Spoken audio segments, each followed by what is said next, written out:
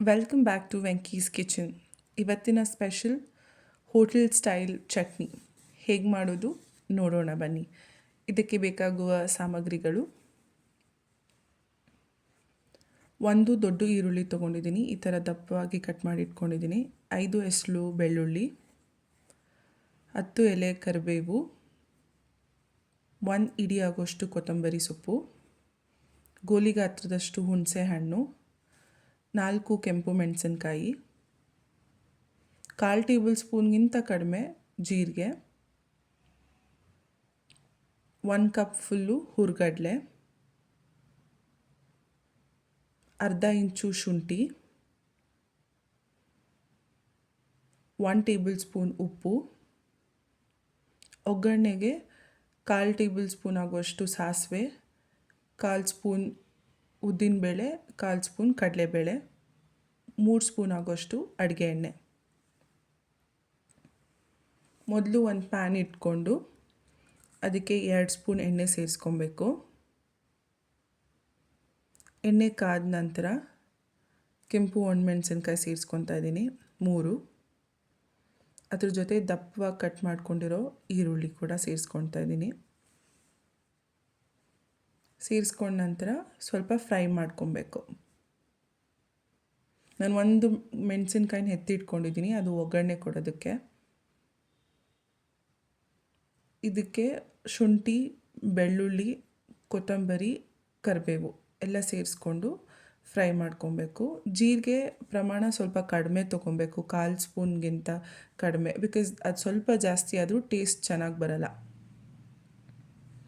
ಇದೆಲ್ಲ ಸೇರಿಸ್ಕೊಂಡು ಚೆನ್ನಾಗಿ ಫ್ರೈ ಮಾಡ್ಕೊಬೇಕು.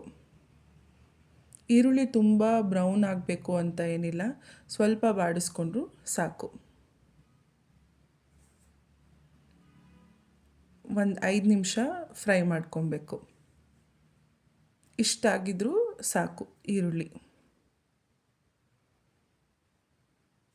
ಈ ರೀತಿ. ಸೊ ನಾನೀಗೇನು ಮಾಡ್ತಾಯಿದ್ದೀನಿ ಅಂದರೆ ಇದನ್ನು ಸೈಡಲ್ಲಿ ಇಟ್ಕೊತಾ ಇದ್ದೀನಿ, ಸ್ವಲ್ಪ ಬಿಸಿ ಹಾರಬೇಕು ಅಲ್ವಾ, ಅದಕ್ಕೋಸ್ಕರ. ಸೊ ಬಿಸಿ ಎಲ್ಲ ಹೋದ್ಮೇಲೆ ನಾನು ಮಿಕ್ಸಿಗೆ ಟ್ರಾನ್ಸ್ಫರ್ ಮಾಡಿಕೊಂಡು ಅದಕ್ಕೆ 1 ಲೋಟ ನೀರು ಸೇರಿಸ್ಕೊಂಡಿದ್ದೀನಿ. ಅದ್ರ ಜೊತೆ ಹುಣಸೆ ಹಣ್ಣು, ಹುರ್ಗಡ್ಲೆ, ಉಪ್ಪು ಸೇರಿಸ್ಕೊಂಡು ಗ್ರೈಂಡ್ ಮಾಡ್ಕೊಬೇಕು. ನೀವು ಕನ್ಸಿಸ್ಟೆನ್ಸಿ ನೋಡಿಕೊಂಡು ನೀರು ಸೇರಿಸ್ಕೊಳ್ಳಿ. ಮತ್ತು ಅದೇ ಪ್ಯಾನಿಗೆ ನಾನು 1 ಸ್ಪೂನ್ ಎಣ್ಣೆ ಸೇರಿಸ್ಕೊಂಡು ಕೆಂಪು ಒಣಮೆಣಸಿನ್ಕಾಯಿನ ಮುರಿದು ಹಾಕ್ಕೊಂಡಿದ್ದೀನಿ. ಸಾಸಿವೆ, ಕಡಲೆಬೇಳೆ, ಉದ್ದಿನಬೇಳೆ, ಇದು ಒಗ್ಗರಣೆಗೋಸ್ಕರ. ಒಂದು ನಿಮಿಷ ಫ್ರೈ ಮಾಡಿ ಅದು ಕಲರ್ ಚೇಂಜ್ ಆಗ್ತಾ ಇದೆ ಅನ್ನೋವಾಗ ಅದ್ರ ಜೊತೆಗೆ ಕರಿಬೇವು ಸೊಪ್ಪು 5. ಈಗ ನಾವೇನು ರುಬ್ಬಿಟ್ಕೊಂಡಿರ್ತೀವಲ್ಲ ಚಟ್ನಿದ ಮಿಶ್ರಣ, ಅದನ್ನ ಇದಕ್ಕೆ ಸೇರಿಸ್ಕೊತಾ ಇದ್ದೀನಿ. ನಿಮಗಿನ್ನ ತೆಳು ಬೇಕು ಅಂದರೆ ಇನ್ನೊಂದು ಸ್ವಲ್ಪ ನೀರು ಆ್ಯಡ್ ಮಾಡ್ಕೊಳ್ಳಿ.